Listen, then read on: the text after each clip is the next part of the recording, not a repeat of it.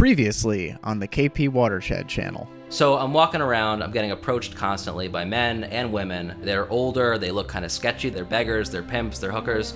Then one girl comes up to me and she's different from all the rest. So she says something like, just let me walk next to you. If I walk next to you, then no one else will bother you because you'll be with a girl. So we walk down the road, we walk back up the road, and we're just talking. So she goes, want to just get a drink with me? How about a beer? I'll get a beer, you get a beer, or you can get your coffee. So she leads me to this bar. All the seats are taken at the bar and in the booths.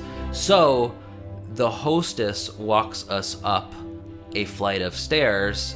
We walk down this hallway, and now I'm like, all right, thanks, but no thanks. I see where this is going. Listen, I don't want a private room. So the girl and the hostess are like, oh, what? Why? Just go into this karaoke room, have a quick drink, do some karaoke, and then head back downstairs. So we order 2 more beers, one for each of us now. Waiter comes back into the room, same waiter as before, and he comes back in carrying a platter with 4 more doubles of whiskey. What the fuck? And I'm like, no, we're leaving. We didn't order these. We'd like to check, please. Now, he doesn't speak any English. And then the door swings open, and now it's a new guy. It's this short, stocky Chinese guy. And now I'm like, oh, okay, this doesn't look good. He writes down whiskey bottle service at 8,800 RMB. So the total bill is more than 1,600 American dollars. Now 3 large Chinese men walk into the room with us. Oh shit. We're on a couch facing the door. I'm sitting in the middle, and then they're standing blocking the door.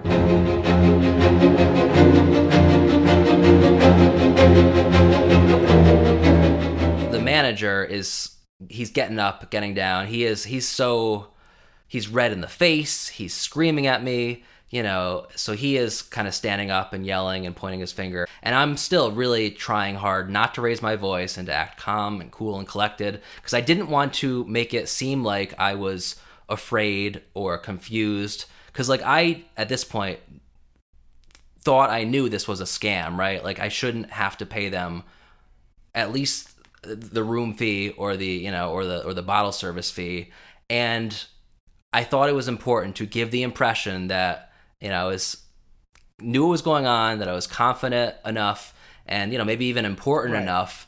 And I was trying to imply that people are going to start to notice that I'm missing from the hotel if I don't head back soon. I'm trying to drop hints like that, they're not going to. Hey man, you know how to handle yourself. You lived in the Bronx and everything, but it's you're totally out of your element here. Yes. And yeah, the way that this scam works is the person in my shoes just panics and wants to get out of the situation and not ruffle feathers. So he just, hands over his credit card or empties his wallet, and, they get as much money as they can get out of you. And that's the scam. So I'm trying not to do that. And I'm also trying to not sound arrogant or brash or violent, as I'm just, calmly just stalling and trying to explain in English to this manager why his, prices, this gotcha, you didn't know you ordered this, but now you ordered it, why that's not fair. And so now I'll tell you the name of this scam. This is a modified version of what's known as the tea ceremony scam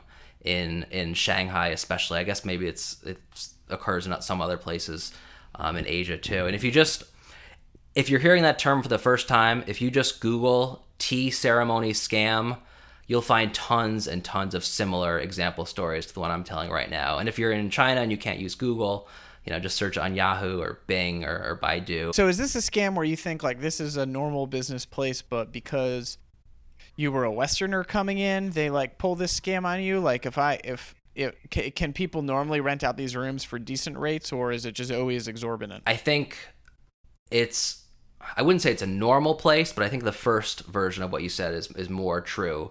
That, normally it's just a kind of sketchy bar where some, under the table things maybe happen. But when they find a foreigner, a Westerner who they can, suck into one of their potential uses for these rooms, they take advantage of it. But no, I don't think it's the only thing they do there. I think normal business for them is more normal, right? But it's not TGI Fridays, right? Okay. Yeah. So I had read some of these stories online before taking this trip, and I knew from some of the people who had gotten out of the situation that it was possible to defuse the situation by either calling the police or getting the attention of a police officer. And there are police all over these streets in this part of Shanghai because it is such a touristy area with all the hotels. But again, we're up on the second floor, so we're not on street level. I agree with him about the prices for the Pepsi and the beers. I say those not outrageous prices. I'm totally willing to pay those. Listen, I'll pay you for the snacks, even though I think that's ridiculous, and we've been debating the snacks. But, I tell the manager, I don't want to sit here and debate anymore about the snacks. It's really the room fee and the bottle service. We never ordered either of those that I don't think I should have to pay for. And, he says, I'm the boss. I boss. This is policy. If you get room, you have to get bottle. You buy a bottle, you get free room. Maybe that's what the hostess was saying earlier. The room is free when you buy the bottle service. So he's like, actually, that is our policy. That is what we do. So you bought the bottle. That's the 8,800 RMB. And so the room was free. So I'll take off the 1,000 RMB. So now it's. And you haven't ordered any of this. It's Ling leaving the room and coming back in with the bottles. She didn't even bring in the bottle. We had ordered. The waiter brought in the bottle. Yeah, exactly. But she brought in those first 2 whiskey shots, right? Yes, yeah. She carried them in, yeah. And I'm doing the same thing as you, trying to make sense of to what extent was she involved, like, what's her role? When did she order the second round, or did she order the second round of whiskey? Because she doesn't. So does she say anything while this is going on, or do they very quiet? And they don't say anything to her. Like, it's clear that the expectation is that you are the one that's going to pay. Yes, absolutely. And I think that's partly a cultural thing too, which they started to talk about. Just the whole, the man pays and the ladies the guests. So the prices come down, right? So it's only come down about 9%, but now it's about $1,500, not $1,600 US dollars that he's asking me for. And to me, this is at least a sign that there's some wiggle room to negotiate here. So I'm like, look, we can figure this out. We can figure out a price that's fair. Like, I want to pay you for, the drinks we had, and I understand that we did the karaoke. Like, I'm not saying we should just get out free. We can figure out a fair price. But I only really have a credit card. And he goes, is it Visa? And I try to pause on this and try to figure out what's the right way to answer that question. And I'm like, I think it's Visa. Yeah, I think so. So he says, all right, perfect. You wait here. I'll go downstairs and call the guy who has the credit card machine. I'm like, oh boy. So he leaves the room with one of the smaller 2 guards. The second smaller guard waits outside the room and he shuts the door. So now it's Chinese Shrek and Ling and me still in the room.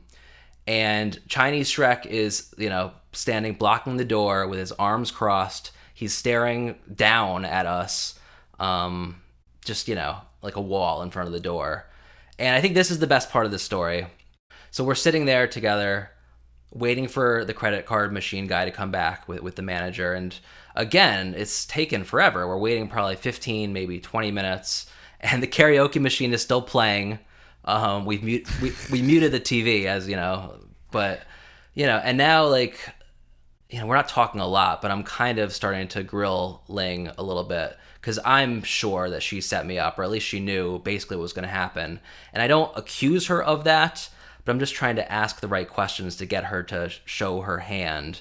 And she says, she's only been to this bar one time before, and that the last time she was here, they just stayed downstairs, and she said they didn't even order anything. And she said she didn't order any of the whiskey shots, not even those first 2 that she brought in. She said the waiter brought those to her and handed them to her without her asking. So, she just kind of was going with the flow too. And she's saying to me, she might be able to help pay a little bit, but she also just barely got 200 yuan cash, but she does have a Chinese credit card also. We're waiting for everyone to come back. So it gets a bit quiet for a few minutes, and I'm thinking in my head, my best bet is to get the police on the phone as quickly as possible. So because again, I had also read on the internet that if you can get the police involved, they know about this scam and they will, in the interest of, Shanghai's reputation, try to intervene. They will diffuse it. Yeah. Yeah. So I take out my phone, and instantly Chinese Shrek lunges towards me and grabs my arm. And, he doesn't speak English. He didn't really speak at all, but just motions for me to stop and put my phone away. And this guy could crush me, right? He could squash me. He could probably break my arm just by holding it in his fist. So I stop. I put the phone back in my pocket. And I ask him in English, why can't I use my phone? But again, he doesn't speak any English. Clearly, he doesn't understand what I'm saying. He's not even pretending. So I've got the phone away. I ask Ling to translate for me and ask him why I can't use the phone. He doesn't respond. So I ask her to say to him that my name is KP and ask him what's his name. So she's doing this translation. He won't say a word back to us. He's just standing there silently, arms crossed. He's listening and understanding what Ling is saying, but he's not responding. And I'm not sure whether he's just kind of playing up this like mafia bodyguard type role, or if he's maybe trying to do the whole stoic, like Sun Tzu art of war thing, like, don't show your hand to your enemies. But I notice that he and I are wearing really, really similar Nike shoes. They're almost exactly the same shoe. They've got neon yellow laces and stripes, and his are just a little bit newer than mine. So, nothing's worked to this point. So I ask Ling to tell him, I say, Ling, can you please tell him that I like his shoes? And she laughs and she goes, yeah, you guys, look at that, you're twins. So she's laughing, and she tells him, and he looks down at my sneakers, and it's not that he laughed. He didn't laugh, he didn't smile, but for just a second, his facial expression changed, and he did kind of like a humph, like a hmm. And Ling notices this too, and she's looking back and forth between the two of us, and she makes this facial expression that like just kind of says without words, like, can't we all just get along? And when she makes that expression, now the guard does laugh a little bit. So this is progress, right? So now I ask Ling to. Oh yeah. I'm like, all right, this doesn't sound too bad. Yeah, if I can just get him to let me go, I can maybe just leave and be back at the hotel. So I asked Ling to ask him again, can I please use my phone? And I make up the lie that I just wanted to use my phone to check my bank account to see if I had enough money on my debit card account. So she explains that. And this time... And he doesn't understand English. Right. So she translates... Now, do you know how to call the police in Shanghai? No, do they have a 911 type thing? There is one, but I should have known it. Again, this was bad job by me, not knowing ahead of time, but I did not know the number at that point. So that was something I had to figure out to even be able to dial the police. And that's also why I was more, I was open to any out I could get, but I much more wanted to get out of this room and get back down to the ground floor level so I could wave over help, hopefully see a policeman walking by outside. Because while I'm trapped in this room, you're fucked. Yeah. I mean, they've got me. Yeah. They've got me cornered. What can I do? So she translates my lie about wanting to check my bank account and see if I have enough money on the credit card. So this time, surprisingly, he speaks back to her for the first time. He talks back to her in Chinese, and she says that he said, it's okay, go ahead, use your phone. So great, more progress. Now, I've got no Wi-Fi here. So first I want to try to activate this emergency roaming setting, which I've never done before. But I turn that on, and now I don't know what number to call the police. And I can't ask Ling what's the police number because, again, I wasn't... She might blow the whole thing. Exactly. And I just, gone to lengths about this whole lie about checking my bank account balance. I was lying to Ling about that too. I wasn't telling her that I was calling the police. And, I needed to activate cell phone data on my phone to be able to get internet to find the police phone number. And I had just gotten this new Galaxy S6 phone. I just barely had the phone for 2 days. And also, all the Google stuff is blocked in China, so I can't Google anything. The web browser on the phone is Chrome, so that's not working. So I'm not making any progress. I start trying to find out how can I get another web browser app, Opera or something, to just search for the Chinese police number, the Shanghai police number, while I'm sitting in this dingy room with one bar of service. And finally, I get the App Store, the Google App Store, to like partially load. It's like messed up on my screen, but it's something, and I'm hitting refresh, trying to get it to just download a browser so I can find the police phone number and then call the police. And also, while this is happening, while I'm waiting for the page to load, I pull out my wallet and try to do this as discreetly as possible. I take the 2 Visa cards, my debit card and my personal Visa, and kind of hide those behind my license in like a flap that you can't really see. So now the only parts of the wallet that are visible are the company Amex card, my hotel key card, part of my driver's license, and my insurance card. And I already knew that it's very, very uncommon for any places outside the U.S. to accept Amex. American Express, American Express, it's really only taken in America. I'm still waiting for my phone to load. It still won't open. And now the door swings open and the manager's back. He's back with the first bodyguard, or the first guard. The other one's still waiting outside the door. And now he's also got this little wiry man with a laptop and a credit card machine plugged into it. And he gets straight to business. The manager says, "Okay, give me your credit card."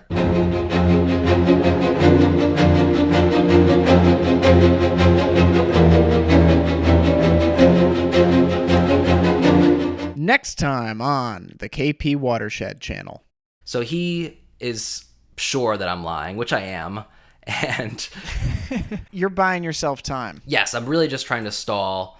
And yeah, hope that there's going to be an opening.